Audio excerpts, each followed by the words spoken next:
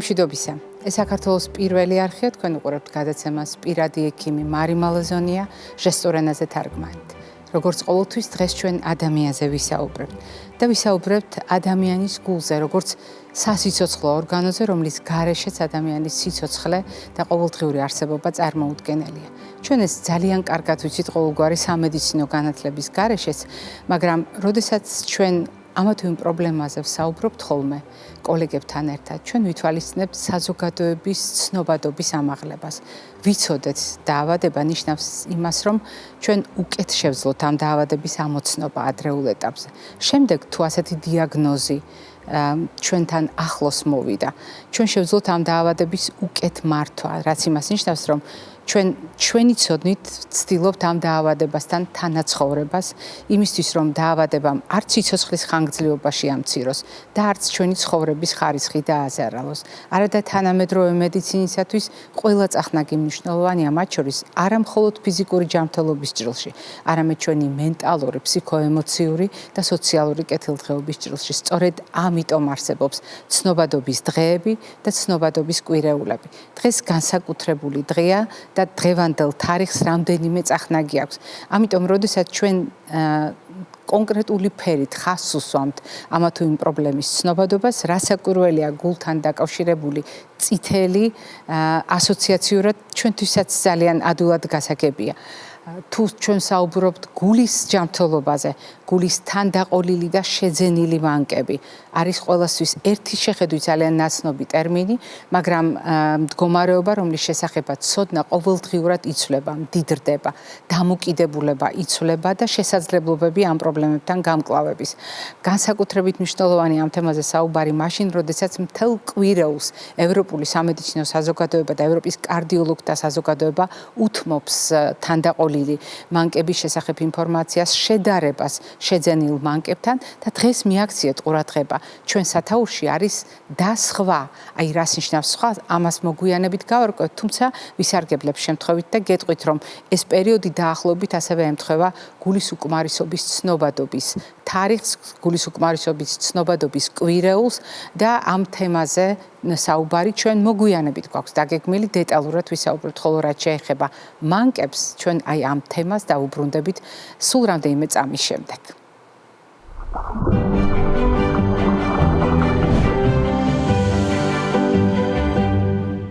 როგორც დაგკვირდით, დღეს გულზე ვსაუბრობთ და ვსაუბრობთ სწორედ იმ საკითხების ჭრილში, რომელთა შესახებ ცნობადობის ასამაღლებლად არა ერთი დღე, არამედ მთელი კვირეულები დააწესა სამედიცინო საზოგადოებამ. ასეთ შემთხვევაში ჩვენ ვიხსენებთ ხოლმე რა გვაქვს უკვე გაკეთებული და ნათქვამი ჩვენს გადაცემაში ამ თემასთან დაკავშირებით და რა იქნება ახალი დღევანდელ გადაცემაში. და ახალი ნამდვილად იქნება. თუმცა მე აუცილებლად უნდა გითხრათ, რომ დღევანდელი ჩვენი სტუმარი არ არის ამ სტუდიაში ახალი. ჩვენი გადაცემის მეგობარი და დიდი ხნის გულშემატკივარი გახლავთ, რომელსაც თქვენ ძალიან კარგად იცნობთ. იგი გახლავთ კარდიოქირურგი, თბილისის სახელმწიფო სამედიცინო უნივერსიტეტის პროფესორი ბატონი ზვიად ბახუტაშვილი. ზვიად, მშვიდობისა. მოგესალმებით. მადლობა მობრძანებისთვის და მადლობა იმისთვის, რომ მრავალი წლის მანძილზე ძალიან დიდი ხანია უკვე თქვენ გვეხმარებით არაერთი პრობლემის მარტივად ახსნაში, განმარტებაში და საზოგადოებისათვის უახლესი ცოდნის გაზიარებაში. ეს ძალიან მნიშვნელოვანია განსაკუთრებით მაშინ, როდესაც გულის ქირურგიას ეხება საკითხი და საზოგადოების წარმოდგენად, მე ვფიქრობ, თქვენ ამის თქმა არ გჭირდებათ, როდესაც საქმე გულთან დაკავშირებულ ოპერაციულ ჩარევებს ეხება, განსაკუთრებით შემაშფოთებელი, დრამატული და ზოგჯერ ზედმეტად დამაფიქრებელიც კი არის ხოლმე საკუთრივ ადამიანისთვის და მის გარშემო მყოფი პირებისთვის. დღეს ჩვენ ვსაუბრობთ ცნობადობისათვის და ვსაუბრობთ არა უბრალოდ ერთ პრობლემაზე, არამედ პრაქტიკულად პრობლემათა ჯგუფებზე, სადაც მთავარი სიტყვა არის მანკი. მოდით დავიწყოთ სწორედ მანკით და განმარტოთ, რას ნიშნავს მანკი, იმიტომ რომ ძალიან ხშირად ამბობენ ხოლმე დეფექტი, თანდაყოლილი ან შეძენილი დაავადება. რამდენად სწორია, რომ ჯერ კიდევ მანკს ვიყენებთ და რას გულისხმობს თვითონ ეს ტერმინი? დიდი მადლობა მოწვევისთვის. თქვენ საუბარზე ერთი ჭაბუა მე რეჯიბის სიტყვა გამახსენდა.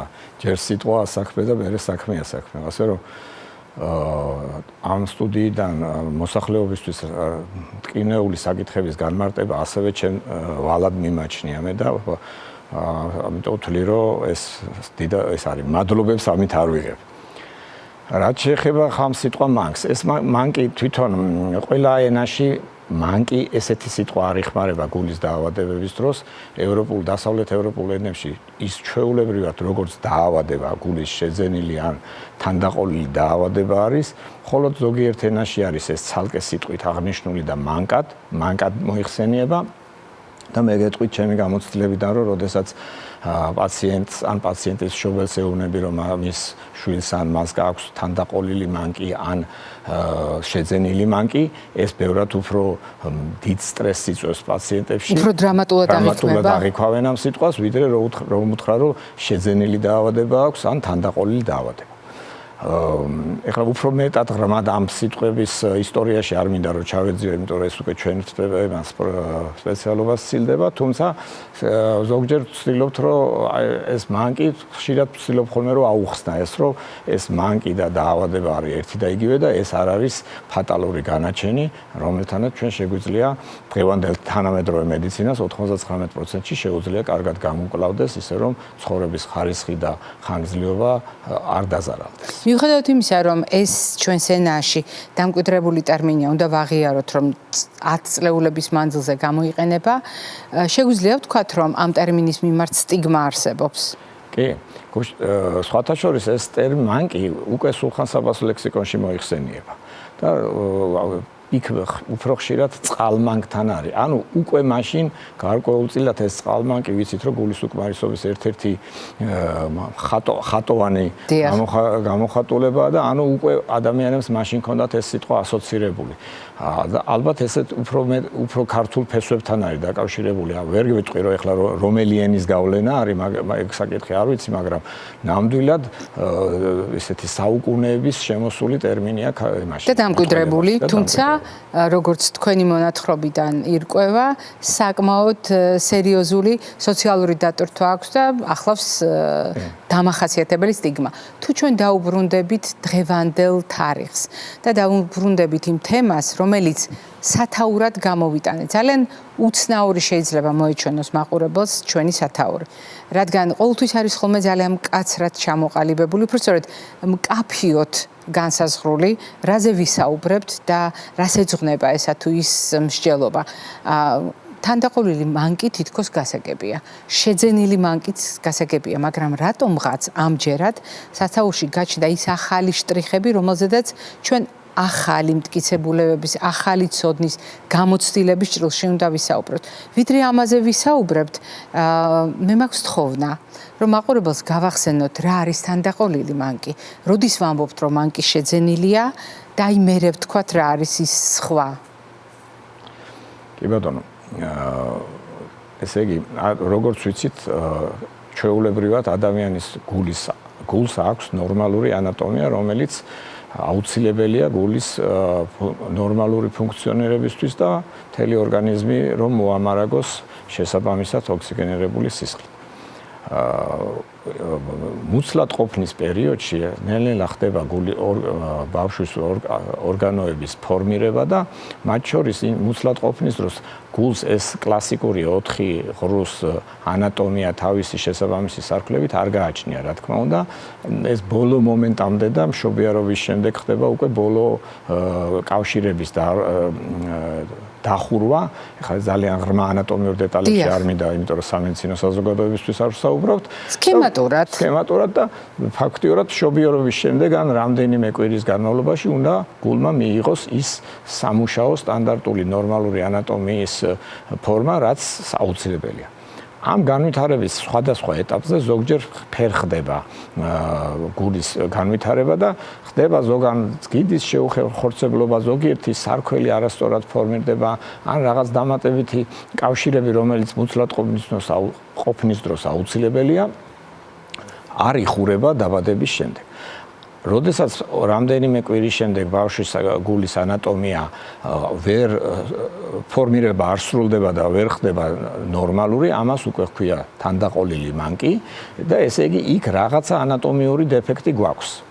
უკვე ამითი დაიბადა ბავშვი. კი, ეს არის ბავშვის გულის განვითარების დეფექტი და ამიტომ ამას ჰქვია თანდაყოლილი მანკი. თუმცა ეს თანდაყოლილი მანკები სხვადასხვა სირთულის, სიმძიმის და სხვადასხვა პროგნოზის არის. ძიმე მანკები შედარებით იშვიათია, მანკების დიდი უმეტესობა არის ისეთი, რომლებიც დღევანდელი მედიცინის პირობებში იოლად კორეგირებადია და ფაქტიურად ამის კორექციის შემდეგ ეს ადრე ქირურგია იყო, ეხლა უკვე ინვაზიური მეთოდები და მუცლად ყოფნის პერიოდშიც კი ხდება უკვე ჩარევა და ამის შემდეგ ადამიანი არის პრაქტიკულად ჯანმრთელი.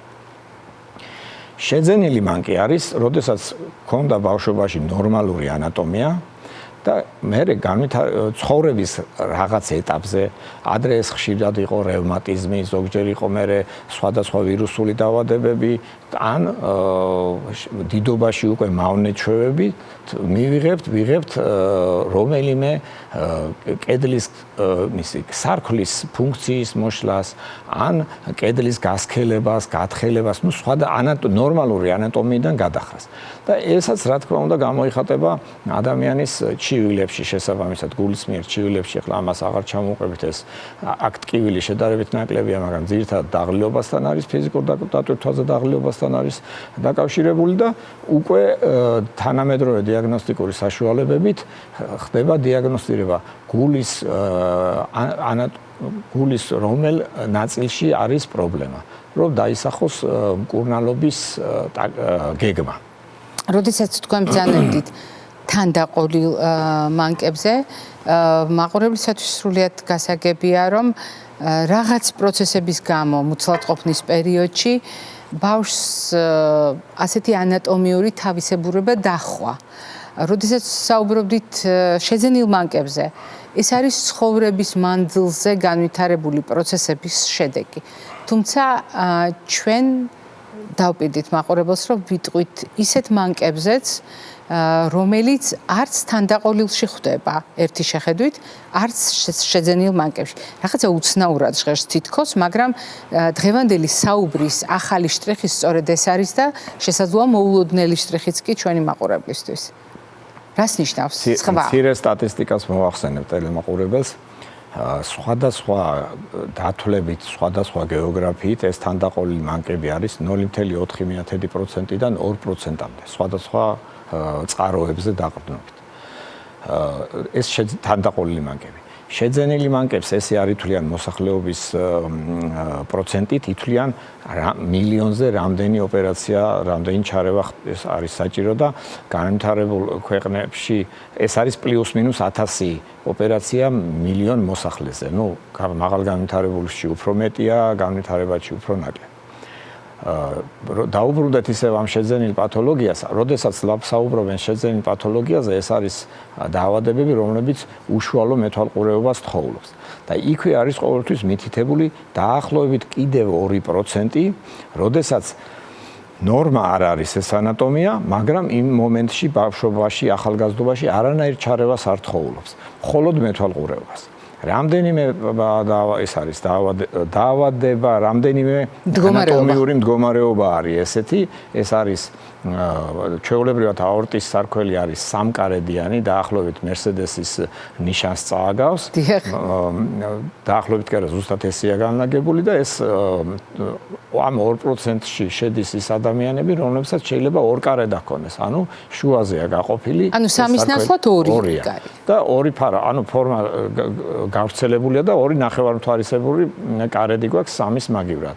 არის წინაგულთა შორის გიდეში კიდევ ზოგჯერ შეუხურცებელი ხვრელი, რომელიც მუცლად ყოფნის დროს სასიცოცხლოდ მნიშვნელოვანია, მაგრამ ეს ხვრელი ბოლომდე არ შეხორცდა, მაგრამ არის უმნიშვნელო და არ იწვევს არანაირ პრობლემას ბავშვის განვითარებაში.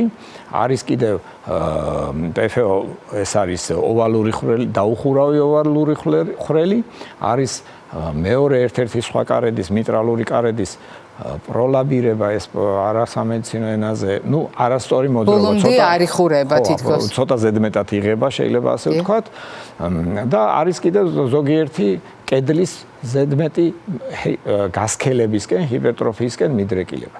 ეს არც ერთი პათოლოგია არ საჭიროებს ბავშვობაში, ახალგაზრდობაში ჩარევას, იმიტომ რომ ეს სარქლები ნორმალურად ფუნქციონირებს, ანუ ბოლომდე იხსნება, ბოლომდე იხურება, უკუ მიმართულებით არ ეპარება სისხლის ნაკადი, თუმცა სტატისტიკურად, დაკვირვებით, მედიცინის კვლევებით დადგენილია, რომ ეს პათოლოგიები, ესეთი პათოლოგიის ადამიანები მიდრეკილი არიან უფრო მეტად ამ ნაწილების დაზიანებისკენ. და შეიძლება დიდობაში დაჭირდეთ რაიმე ჩარევა. ამიტომ არის საჭირო ზედამხედველობა, ხომ ასე? კი, იმიტომ რომ თუ ჩვენ ჩავთვლით, რომ ჩვეულებრივ სამკარე და აორტალურ სარქველს შეიძლება 4-5%-ში დაჭირდეს დასრულობაში, მთელი სიცოცხლის განმავლობაში დაზიანებების გამო ჩარევა, ესეთ ორკარედიან აორტის სარქლებს 50-60%-ში შეიძლება დაჭირდეთ.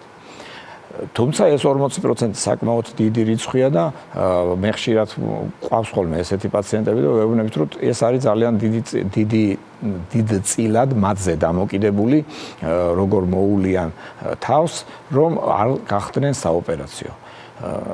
ეს არც საოპერაციო გახდომა არ არის დღევანდელი მდგომარეობა. რა თქმა უნდა, ჯობს რომ ვისი აცილებად შეგვიძლია თავიდან და ავიცილოთ.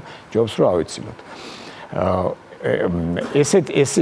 ესევე არის მიტრალური სარქვის პროლაბირება, ესევე არის ეს ოვალური ხვრელი, დაუხურავი ოვალური ხვრელი.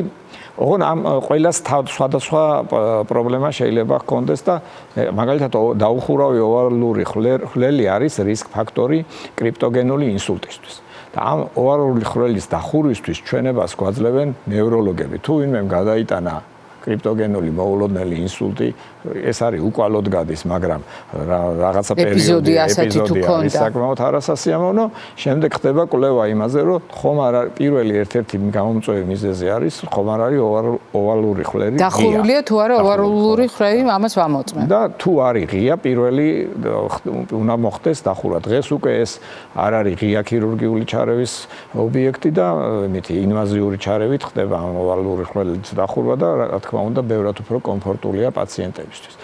თვითონ ჩვენ როდესაც ამბულატორული გასინჯვის დროს პაციენტს აღმოუჩენთ ოვალურ ხვრელს, ეს არ არის ჩვენება იმისთვის, რომ ჩავერიოთ არც ინვაზიურად და არც ქირურგიულად. ძალიან მნიშვნელოვან ზღვართან მივედით, როდესაც თქვენ ერთი მხრივ ახსენეთ თანდაყოლილი მანკები, მეორე მხრივ განმარტეთ შეძენილი მანკები და ახსენით რას ნიშნავს სხვა მდგომარეობები, რომელიც თითქოს კლასიკურად მანკად არ უნდა მოვიხსენიოთ, არ უნდა წარმოვიდგინოთ, მაგრამ არის საყურადღებო მდგომარეობა, იმიტომ რომ არ არის არც ნორმა და არც ბოლომდე არ არის ჩამოყალიბებული როგორც ორგანიზმის საცოცხლო ფუნქციების დამაზარალებელი პათოლოგია.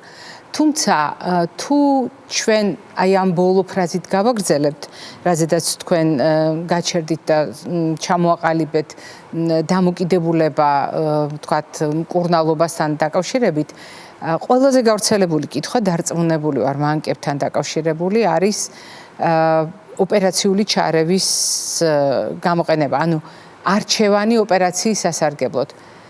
თქვენი ბოლო ფრაზიდან გამომდინარე, შეგვიძლია ვთქვათ, რომ მანკს ყოველთვის არ სჭირდება ოპერაციული ჩარევა. განსაკუთრებით, როდესაც თქვენ ისაუბრეთ მდგომარეობათა ჯგუფზე, რომელსაც ქვია სხვა, იქ პრაქტიკულად ახსენეთ სიტყვა ზედამხედველობა, ანუ რომელიც არნიშნავს დაუყოვნებლივ საოპერაციოდ ადამიანის, ასე ვთქვათ, ადამიანისთვის ოპერაციის დაგეგმვას. თუმცა თანამედროვე მედიცინა მანკებს ძირითადად ქირურგიულად უმკლავდება? შეიძლება მანკებს მედიკამენტურად გავუმკლავდეთ თუ მანკები ქირურგიული პრობლემაა? მანკები ქირურგიული ან ინვაზიური კარდიოლოგიის მკურნალობის ობიექტია, იმიტომ რომ მედიკამენტოზურად ამ მანკების მკურნალობა შეუძლებელია. მედიკამენტოზურად სწორი ცხოვრების წესით ზედმეტი გადატვირთვებისგან თავის საცილებით ეს არის ძირითადი ის რეკომენდაციები, რომლებიც აი ამ დასხვა დიაგნოზის ქვეშ არიან გაერთიანებული ზემოთ ჩვენ მანამდე ჩამოვთვალეთ ეს პათოლოგიები. რეკომენდაციაც მაგაში გამოიხატება ჩვენი, რომ ურჩევთ აქტიურ ცხოვრებას, ფიზკულტურას, რაღაც სპორტულ აქტივობებს, მაგრამ ჩვენი რეკომენდაციაა, რომ თავი შეიკავონ პროფესიული სპორტისგან, გადატვირთვებისგან, მავნე ჩვეულებებისგან და ჯანსაღიკვება რასაკვირველია ჯანსაღიკვება პირველი და ასევე მავნე ჩვევები ერთ-ერთი დამაზიანებელი ფაქტორია არა მხოლოდ ამ დიაგნოზის, არამედ საერთოდ აბსოლუტურად ჯანმრთელი ადამიანებისთვის და პლუს ესეთ პაციენტებში ალბათ უფრო ბრწყალებში დიდი მნიშვნელობა ენიჭება ბაქტერიული ენდოკარდიტის პროფილაქტიკას. სხვადასხვა ინვაზიური ან ნაკლებ ინვაზიური ჩარევების დროს არის ამის რეკომენდაციები, ეს არის სტომატოლოგია, ყელყური თუ სხვა ესეთი მსუბუქი ჩარევები. ამ დროს ცოტა უფრო მეტი ყურადღება და მეტი გულდასმით უნდა მოეკიდონ იქ ანტიბიოტიკოთერაპიის საჭიროების საკითხს იმისთვის, რომ არ მოხდეს პროვოცირება აი ამ ნახევრად დაზიანებული ნაწილების მეტად დაზიანების და არ მივიდეთ ანუ ერთი ნაბიჯი არ გადავდგათ კიდევ ქირურგიული საკითხის დასმამდე. შესაბამისად, აი რაც თქვით ჩვენ ეს პროცენტი ორკარედიან სარქლებში ყველაზე უფრო მაღალია ეს 50-60% ჩარევის. თუმცა პროლაფს აი მიტრალური სარქლის პროლაფსებზე ან ღია ოვალურ ხვრელზე ადამიანმა შეიძლება 100 წლამდე ისე იცოცხლოს, რომ ეს საკითხი არ დაუდგეს მას საერთოდ. ამიტომ ეს მინდა რომ გავამხნევო ეს ჩვენი ტელემაყურებლები, მაგრამ მეტი мотиваცია ჰქონდეთ იმისთვის, რომ როგორც ჯანსაღიკვება, ისე ცხოვრების ჯანსაღი წესისკენ მეტი ყურადღება გამოიჩინოს. და აკონტროლონ საკუთარი მდგომარეობა, თუმცა ძალიან მნიშვნელოვანი იყო თქვენი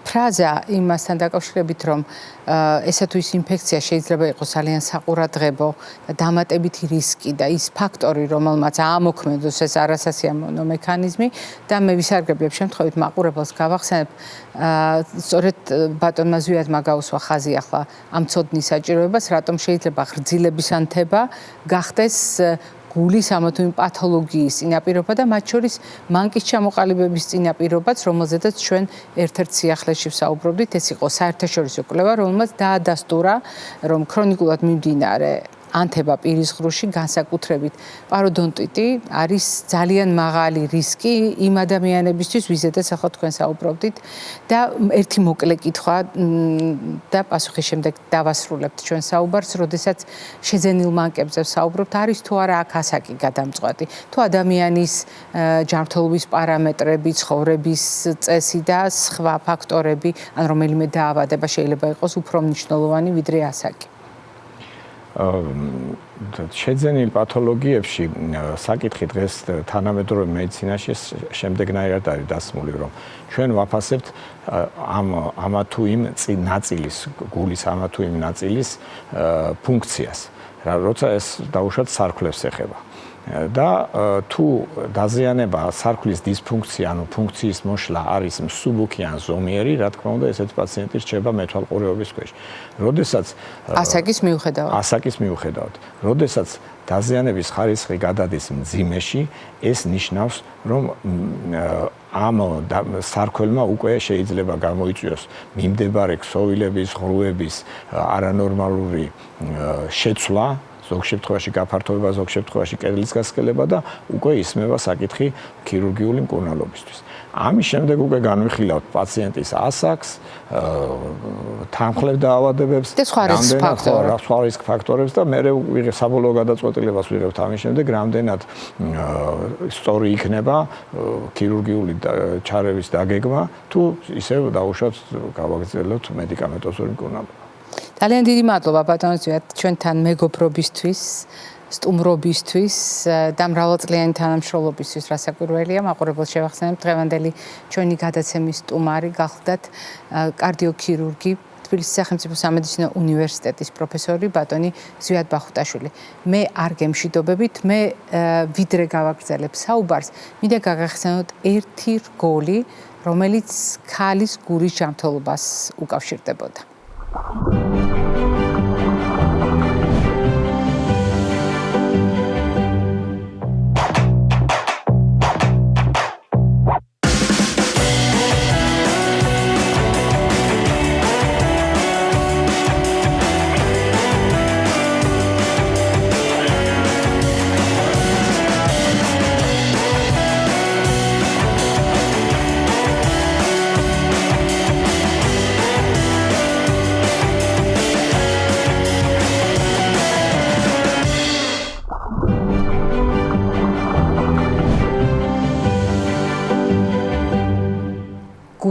და წითელი. თითქოს ძალიან მარტივი და ყველასათვის გასაგები ასოციაცია. მაგრამ დღეს ეს განსაკუთრებული ასოციაცია, რადგან დღევანდელი თარიღი კიდევ ერთ მოვლენას უკავშირდება. მოვლენას, რომელიც ჩვენი გადაცემის ისტორიის განუყოფელ ნაწილად იქცა და რომელიც კამპანიას უკავშირდება სახელწოდებით ჩავიცვათ წითელი ქალის გულისთვის. თქვენთვის ალბათ ადვილად გასაგებია, რომ ამ შემთხვევაში გულისთვის ორაზროვანი დატვირთვით არის გამოყენებული და გულისხმობს ქალების ჯანმრთელობისათვის ძალიან მნიშვნელოვან საკითხზე ყურადღების გამახვილებას. დიახ, ასე მოიქცნენ ჩვენი ამერიკელი კოლეგები რამდენიმე წლის წინ, როდესაც ეს კამპანია წამოიწყეს. სწორედ მაშინ ჩვენმა კოლეგებმა წითლად შემოსილებმა განსაკუთრებული ყურადღების მისაქცევად ქალის გულისთვის საზოგადოების დასანახად გამოიყენეს წითელი სამოსი და თქვეს, რომ ქალის გული არ არის დაცული პრობლემებისგან. განსაკუთრებით კონკრეტული ასაკის შემდეგ ეს პრობლემები სულ უფრო მეტად იჩენს თავს და მნიშვნელოვანია, რომ ამის შესახებ იცოდეს საზოგადოება. და სწორედ ამიტომ ეს მოძრაობა წამოიწყეს სწორედ ექიმებმა.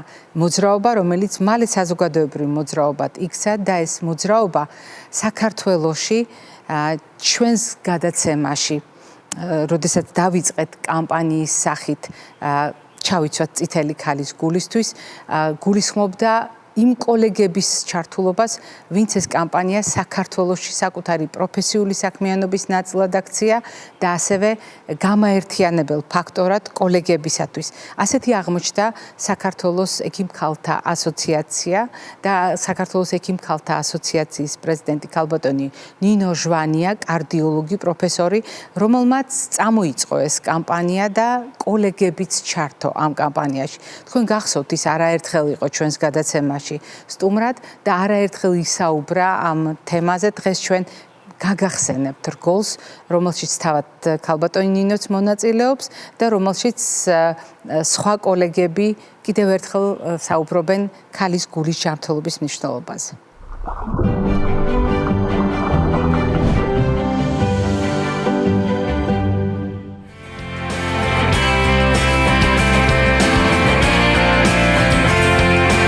იმისთვის, რომ დიდხანს გვემსახუროს ჩვენი გული, უნდა ვიყოთ ძლიერები და არ უნდა ავყვეთ სტრესულ სიტუაციებს. ყოველთვის შევინარჩუნოთ კეთილგანწყობა, ვიყოთ ყოველთვის მხიარულები და პოზიტიურად შევხედოთ გარე სამყაროს. დაზოგეთ თავი, იშრომეთ ოღონდ ზომიერად, არ მოიმატოთ წონა და მიიღეთ ზომიერი საკვები. ყველაზე კარგია ჯანმრთელი ცხოვრების წესის შენარჩუნება. ეს არის თამბაქოს მოხმარებაზე უარის თქვა, როგორც აქტიური, ისე პასიური. ნაკლები ჯდომა, ბევრი სიარული, ბევრი დადებითი ემოციების მიღება. მნიშვნელოვანია გვიყვარდეს ჩვენი თავი, ერთმანეთი და სიცოცხლე. გავუფრთხილდეთ ერთმანეთს და გავუფრთხილდეთ ჩვენს გულს. დავუფრთხილდით საკუთარ გულებს, რომ ჩვენი გულები იყოს კარგად. იმისათვის, რომ გული დიდხანს გვემსახუროს, უნდა გვიყვარდეს ერთმანეთი და გავუფრთხილდეთ ერთმანეთს.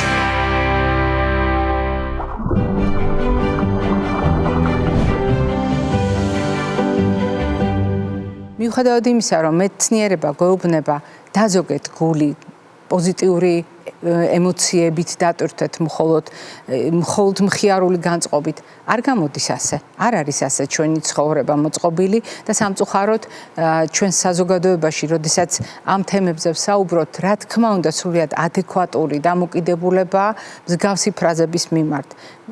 ზოგჯერ არ გვაქვს ასე საქმე, რომ ჩვენს გულს სამხიარულოდ შევუძახოთ. არადა გულს სწორედ ეს სჭირდება და განსაკუთრებით მნიშვნელოვანია იმის გააზრება, რომ გულის ჯანმრთელობა ქალებისთვის შეიძლება იყოს ნებისმიერ ასაკში საყურადღებო.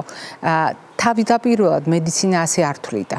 თავდაპირველად ყოველთვის ყურადღება მახვილდებოდა მამაკაცის გულის ჯანმრთელობაზე და მხოლოდ უკანასკნელი პერიოდის მანძილზე არაერთმა კვლევამ, არაერთმა სტატისტიკურმა მონაცემმა დაადასტურა, რომ ქალის გული მოითხოვს დაცვას და ლუკა ფანქველაშვილმა ჩვენ ახალი რგოლი მოგვიმზადა, სადაც უხმოდ შეგვიძლია გავიხსენოთ, რამდენად მნიშვნელოვანია ჩავიცვათ წითელი ქალის გულისთვის.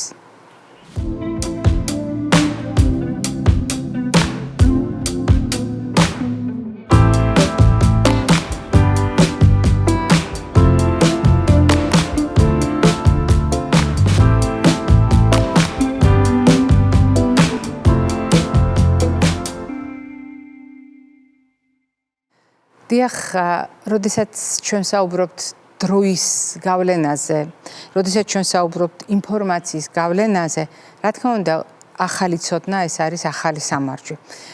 ზოგადად ჩვენი ჯანმრთელობის დასაცავად, ჩვენი გულის დასაცავად.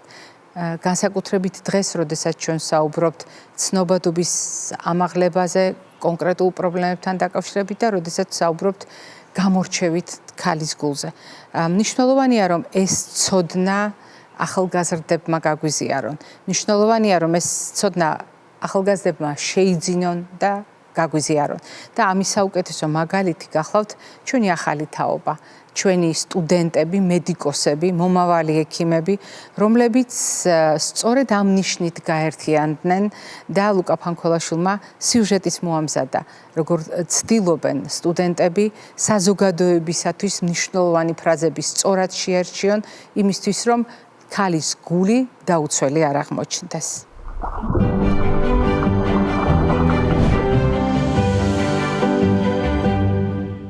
ყოველწლიურად ქალების 35%-მდე იღუპება გულ-სისხლძარღვთა დაავადებების გამო. საშუალოდ ყოველ ერთ წუთში ერთი ქალი იღუპება გულის დაავადებით. ქალების 50%-ზე მეტმა არ იცის, რომ გულის დაავადება მათთვის მთავარი რისკია.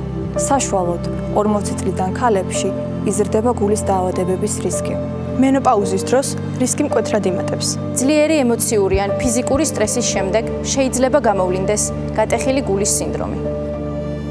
იზრუნე გულზე ყოველდღე. აირჩიე ჯანსაღი ცხოვრების წესი. მიერთვი ზომიერად, დაკავდი ფიზიკური აქტივობით. უარი თქვი თამბაქოზე. იყავი ბედნიერი და მოერიდე სტრესს. მოიწესრიგე ძილი. გაუფრთხილდი გულს.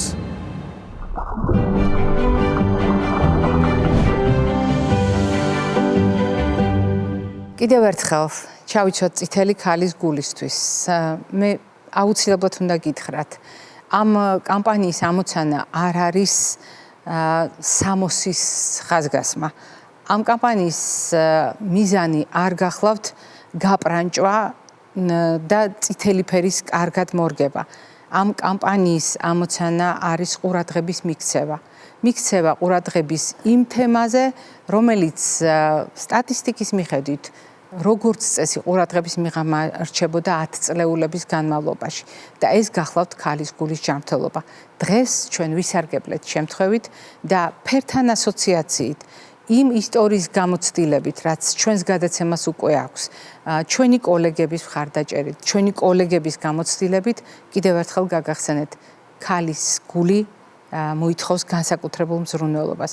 ქალის გული განსაკუთრებულ დაცვას მოითხოვს ნებისმიერ ასაკში, განსაკუთრებით მენოპაუზის შემდეგ, როდესაც პრობლემები შეუმჩნევლად, მაგრამ ძალიან სერიოზულად იჩენს ხოლმე თავს და არ არის საჭირო დაველოდოთ მწვავე, მძიმე მდგომარეობას იმისთვის, რომ მივხედოთ გულს. ჩვენ შევთანხმდით, რომ გულს უნდა მოვუსმინოთ, ჩვენ შევთანხმდით, რომ ზოგჯერ წითელი უნდა ჩავიცვათ ქალის გულისთვის. კვებითი შუქნიშანი არის ჩვენი გადაცემის შემდეგი ბლოკი და რა თქმა უნდა, ისიც უკავშირდება ქალის გულს.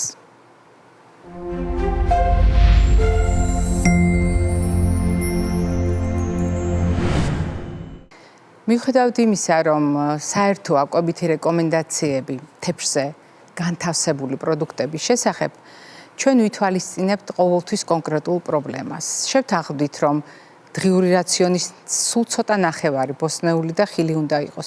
კიდევ უფრო მნიშვნელოვანია 2/3 წარმოვიდგინოთ მარცვლებულთან ერთად და მხოლოდ 1/3-ზე ნაკლები უნდა იყოს ცხოველური წარმოშობის პროდუქტები, რომელშიც ჩვეულებრივ ცილოვან ჯგუფთან ერთად მოვიაზრებთ რძის ნაწარმსაც. ეს არის ზოგადი რეკომენდაცია, მაგრამ დღევანდელი გადაცემიდან გამომდინარე, ჩვენ უნდა დავსვათ კითხვა, რომელიც ძალიან დიდი ხანია კაცობრიობისთვის თავსატეხად იქცა. რა სჭირდებათ ქალებს?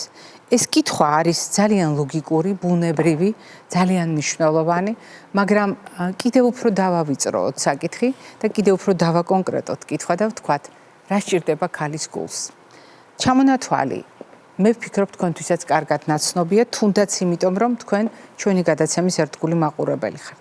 მაგრამ თუ თქვენ არ ხართ ჩვენი გადაცემის ერთგული მაყურებელი და დღეს ამ რეკომენდაციას მაგალითად პირველად ისმენთ, მე მინდა გაგახსენოთ, რომ ქალის გულს მისი ჯანმრთელობის დაცვას სჭირდება პირველ რიგში ცხოვრების წესის სწორი არჩევანი, რომელიც ცხოვრების წესის კონკრეტულ ფაქტორებს აერთიანებს და ამ ფაქტორთა შორის გასათვალისწინებელია ძილიც, ფიზიკური აქტივობაც, სტრესის მართვაც, მავნეჩვევების ქონა არ ქონაც.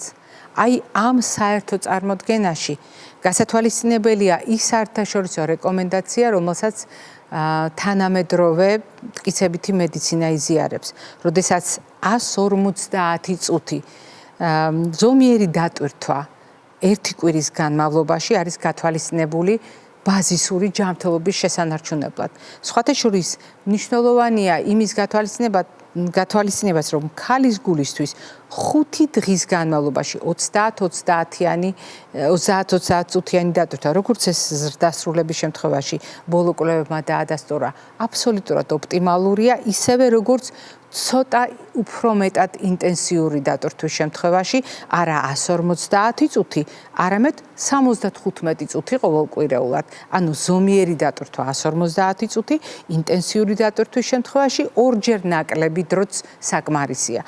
თუ ჩვენ საუბრობთ ოპტიმიზაციაზე ცხოვრების წესის ფაქტორებისა, არ უნდა დაგვავიწყდეს დროში მათი გადანაწილება და ჩვენ შევთანხმდით ჩვენი ორგანიზმის რიტმულობა, მისი რიტმული ფიზიოლოგია, განსაკუთრებით ქალის შემთხვევაში და ქალის რეპროდუქციული ფუნქცია, მასთან ასოცირებული ციკლურობა კიდევ ერთხელ ადასტურებს დროში ფიზიოლოგიური პროცესების მართვას და ამ პროცესის მართვის აუცილებლობას და საათი ეს მხოლოდ ორიენტირია იმისთვის, რომ კვებაც, ძილიც, ფიზიკური აქტივობაც და ნებისმიერი სხვა საქმიანობაც იყოს დაფუძნებული რეჟიმულ თავისებურებებზე. წონა ქალის გულისათვის უმნიშვნელოვანესია ოპტიმალური წონა და აქ მხოლოდ ჭარბწონაზე და სიმსუქნეზე არ არის ლაპარაკი. აქ ლაპარაკია მდგომარეობაზე, როდესაც წონის კიდურა მერყეობა, სიჭარბეც და დეფიციტიც დააზარალებს მთლიანად ქალის ორგანიზმის ჯანმრთელობას და მათ შორის თავად ქალის გულის ჯანმრთელობას. როდესაც წყალზე ვსაუბრობთ, მე ვფიქრობ, აქ კითხვებიც არ არის. ზოგადად გულისთვის მნიშვნელოვანია წყლის ადეკვატური მიღება და ქალის გულისთვის რასაკვირველია იგივე კანონზომიერება რჩება ძალაში.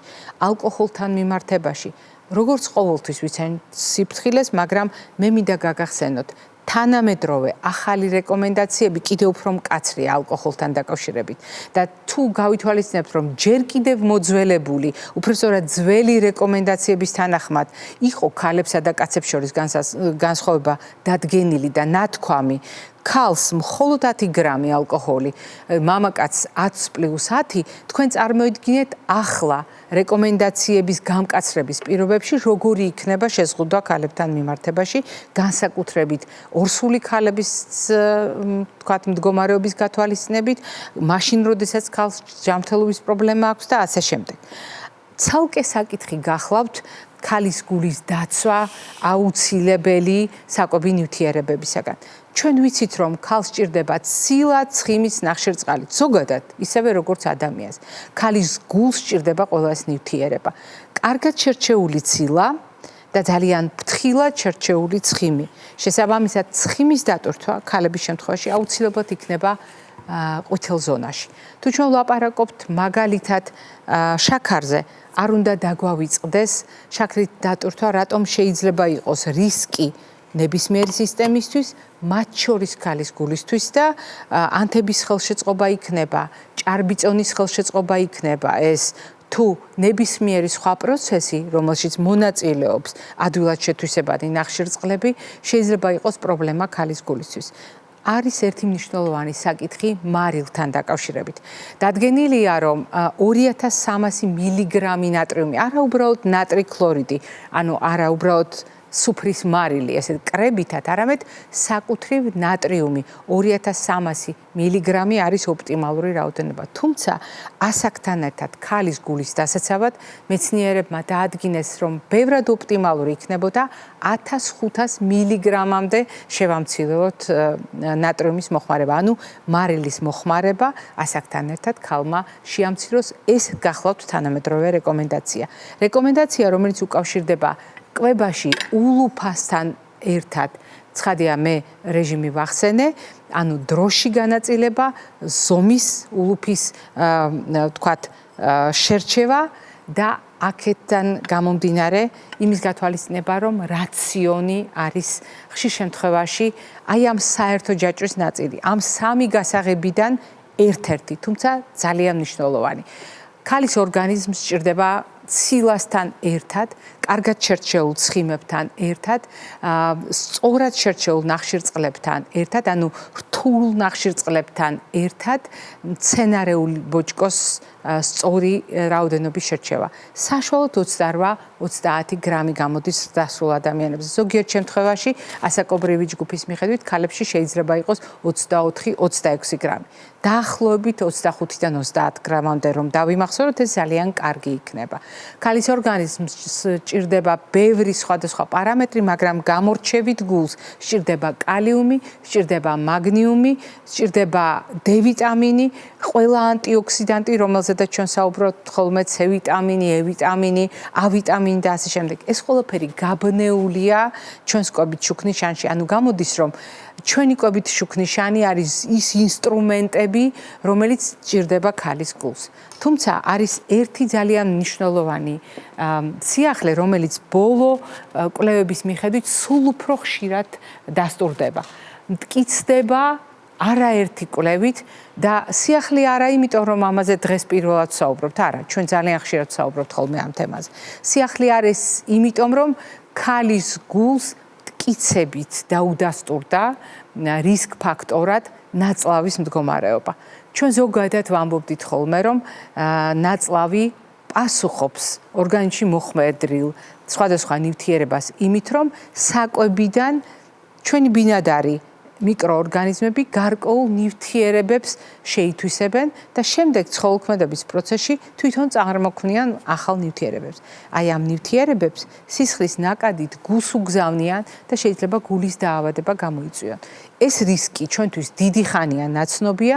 ჩემს წიგნშიც კია მთელი სქემა საგანგებოდ მოყვანილი, როგორ შეიძლება ეს ყველაფერი მარტივად აღვიქვათ. მაგრამ დღევანდელი საუბრის დროს მე მინდა გთხოვოთ მიაქციოთ ყურადღება, რატომ გაჩნდა ჩვენს გადაცემაში ქალის გულზე საუბრისას ერთდროულად კომპოსტოს მჟავე, ანუ მწნილი, მაგალითად ვაშლის ძმარი, მაწონი ან ნებისმიერი სხვა პრობიოტიკი, რომელიც თქვენთვის უკვე კარგად ნაცნობია. მხოლოდ და მხოლოდ ნაწლავის ჯანმრთელობაზე ზრუნვით.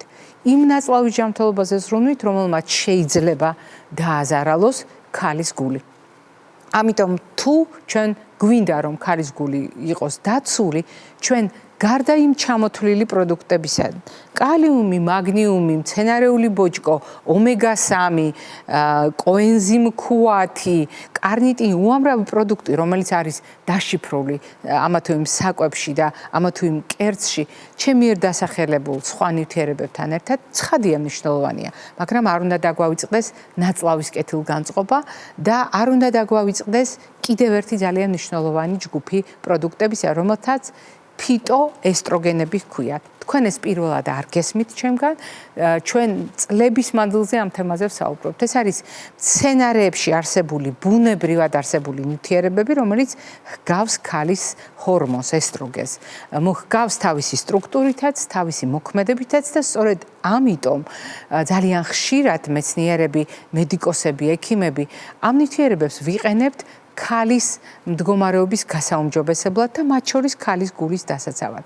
მაგრამ აქ არის ძალიან ფრთხილად გასავლელი ოქროშუალედი. ოქროშუალედი, რომელიც გულისხმობს ორ კიდურა გადახრას. თუ ჩვენ ვლაპარაკობთ ესტროგენების, ქალის ჰორმონების ნაკლებობაზე, შეიძლება აღმოჩნდეს დამაზარალებელი ქალის გულისთვის. არადა ფიტოესტროგენების ჩართულობა, ანუ იმ საკვები პროდუქტების ჩართულობა, რომელიც ამ ნივთიერებებით არის დატვირთული, ძალიან გვეხმარება. რომელია ეს ნივთიერებები? უპირველეს ყოვლისა, სოია. ქალებისთვის ეს არის ერთ-ერთი ძალიან მნიშვნელოვანი დამხმარე ინსტრუმენტი. მაგრამ აქვე არ უნდა დაგვავიწყდეს სოიასგან დამზადებული სხვა პროდუქტები, არ უნდა დაგვავიწყდეს ტოფუ, არ უნდა დაგვავიწყდეს, რომელიც არ არის ჩვენი, თქვათ, ენდემური პროდუქტი, არ არის ჩვენი ჩვეული ტრადიციული სამზარეულოს ნაწილი, მაგრამ თუ საჭიროა მისი გამოყენება ჯანმრთელობა ჩავთოთ რაციონში, არ უნდა დაგვავიწყდეს მაგალითად სხვადასხვა სახის თესლი, სხვადასხვა სახის პროდუქტი, მათ შორის შეიძლება ეს იყოს სელის თესლი, მათ შორის შეიძლება ეს იყოს კატაბალახა, როგორც მცენარე. ამ პროდუქტების შემადგენლობაში არსებული ნივთიერებები ერთი მხრივ ავსებს დეფიციტს, მაგრამ აღმოჩნდა მეორე კიდურა მდგომარეობა, როდესაც ეს ფიტოესტროგენების, ანუ ქალის ჰორმონის მსგავსი ნივთიერებების სიჭარბე შეიძლება იყოს საყურადღებო და ზოგჯერ დამაზარალებელიც კი ქალის ორგანიზმისათვის. იქ სადაც არის წინასწარ განწყობა ძუძუს კიბოს განვითარებასთან დაკავშირებით, იქ სადაც უკვე არის ჩამოყალიბებული ძუძუს კიბო. ესა თუ ის სტადია. ფიტოესტროგენების დამოუკიდებლად თვითნებურად მიღებას ნუ დაიწყებთ თუ ეს საკითხი არ გაიარეთ წინასწარ ექიმთან და არ შეათანხმეთ ფიტოესტროგენები საზიანო იქნება თქვენი ჯანმრთელობისათვის თუ სიკეთის მომტანი. ყველა დანარჩენ შემთხვევაში გაწონასწორებული, დაბალანსებული, სხვადასხვა პროდუქტების ურთიერთშერწყმით დაგეგმილი კვების რაციონი, სადაც სულ ცოტა ხუთი ფერის, სულ ცოტა ხუთი ჯგუფის პროდუქტი არის გამოყენებული, არის ის ოპტიმალური არჩევანი, რომელიც ზოგადად ქალის ჯანმრთელობას წაადგება და რა თქმა უნდა წაადგება ქალის გულს. ეს იყო დღევანდელი ჩვენი საუბარი, რომელიც გულს ეძღვნებოდა სხვადასხვა წახნაგით დანახულ გულს და რაც თავარია, თავარ სათქმელს მივაქციოთ ყურადღება ქალის გულს და ამისთვის თუნდაც წითელი ჩავიცოთ წითელი ქალის გულისთვის. მე დღეს ამით გემშვიდობებით ჯანმრთელობას და დღეგრძელობას გისურვებთ.